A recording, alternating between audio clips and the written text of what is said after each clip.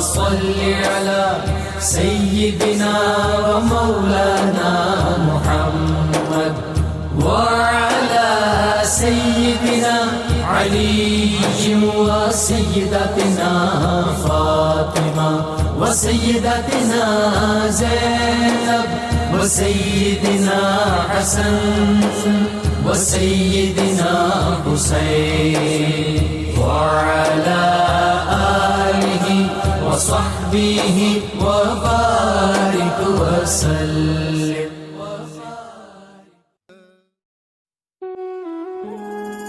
شہنشاہ ہفت اقلیم سیدنا بابا تاج الدین اولیاء رضی اللہ تعالی عنہ، آپ کی ولادت بسعادت 27 جنوری 1861 عیسوی مطابق 1277 ہجری بروز دوشنبہ کامٹی ضلع ناگپور میں ہوئی. آپ کے والد ماجد کا نام حضرت سید بدر الدین صاحب علیہ الرحمہ تھا. آپ نجیب الطرفین سید ہیں اور والد کی جانب سے آپ کا شجر نسب امام عالی مقام سیدنا امام حسین علیہ السلام سے ملتا ہے. روایت کے مطابق 33 واسطوں سے آپ کا شجر نسب رسالت محاب صلی اللہ علیہ وسلم سے جا ملتا ہے.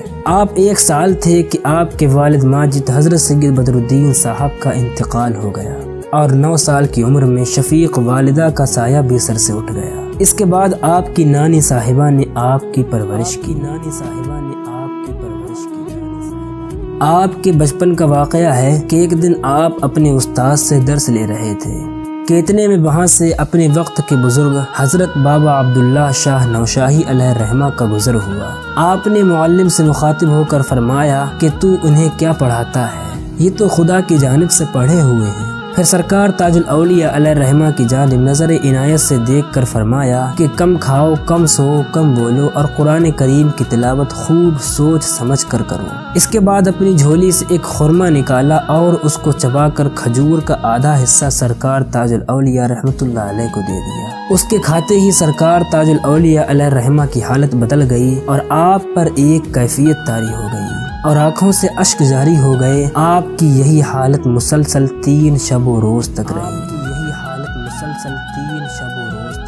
حضور شہنشاہ ہفت اقلیم بابا سید محمد تاج الدین اولیاء رضی اللہ تعالی عنہ نے روحانی فیض و برکات حضرت سید داؤد چشتی رضی اللہ تعالی عنہ سے حاصل کیا ہے، جن کا مزار مبارک ساگر میں ہے. سرکار تاج الاولیاء رضی اللہ تعالی عنہ انہی کو اپنا روحانی پیشوا مانتے ہیں. سرکار تاج الاولیاء رضی اللہ تعالی عنہ کرامتوں کا مجموعہ تھے. آپ سے بے شمار کرامتوں کا ظہور ہوا ہے، جیسے مردہ کتے کو لات مار کر زندہ کرنا، بے اولاد کو اولاد دینا، بیماروں کو فوراً شفا یاب کر دینا وغیرہ وغیرہ. اور جو آپ کی سیرت پہ منحصر کتابوں میں تحریر ہے کہ آپ کی کرامتوں سے ایک خاص کرامت یہ ہے کہ ایک شخص جو موٹر کے حادثے کی وجہ سے لنگڑا ہو گیا تھا اور اس واقعے کے بعد ناگپور ریلوے اسٹیشن پہ بھیک مانگا کرتا تھا، مذکورہ شخص نے بتایا کہ اس نے گزشتہ ماہ سرکار تاج الاولیاء رضی اللہ تعالی عنہ کی مزار فیض الانوار پر حاضری دی تاکہ اپنی صحت یابی کے لیے دعا مانگے. لیکن چونکہ کئی ہفتے کی مدت گزر جانے کے بعد اس کو اپنی حالت میں کوئی تغیر محسوس نہیں ہوا، اس لیے اس نے سرکار تاج الاولیاء رضی اللہ تعالی عنہ پر شدت سے طعن کیا. ایک سفید لباس پہنے ہوئے اس کے خواب میں آئے اور اس لنگڑے شخص کو حکم دیا کہ سیدھا کھڑا ہو جا. 4 بار ایسا حکم دیا گیا لیکن اس کا کوئی نتیجہ برآمد نہیں ہوا. 5ویں مرتبہ سرکار تاج الاولیاء رضی اللہ تعالی عنہ نے اس کو کچھ مٹھائی اور ایک گلاس شربت دے کر ٹھوکر لگا دی اور پھر حکم دیا کہ کھڑے ہو جا. اس مرتبہ آپ کو مقصد حاصل ہو گیا اور اس لنگڑے شخص نے محسوس کیا کہ اس میں اتنی طاقت پیدا ہو گئی ہے کہ وہ کھڑا سو سکے اور چل پھر سکے. 18 جولائی 1971 کو انگریزی اخبار ٹائمز آف انڈیا نے اس واقعے کو شائع کیا تھا. شکردرہ میں قیام کے دوران کثرت سے لوگ سرکار تاج الاولیاء رضی اللہ تعالی عنہ کی بارگاہ میں حاضر ہو کر اپنی مشکلات و پریشانیوں کو دور کیا کرتے تھے.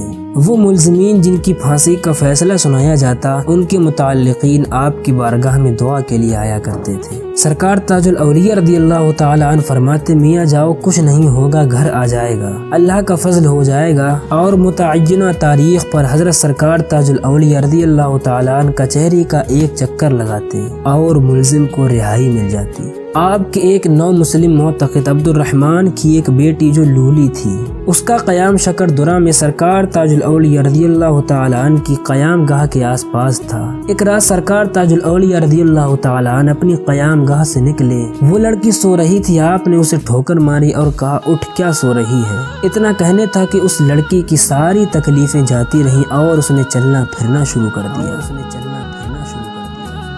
حضور محدث اعظم ہند سید محمد اشرف الجیلانی علیہ رحمہ فرماتے ہیں کہ میری عمر 28 سال کی تھی جب میں ناگپور میں حاضر ہوا۔ اس وقت سرکار تاج الاولیاء رضی اللہ تعالیٰ عنہ کا خوب شہرہ تھا۔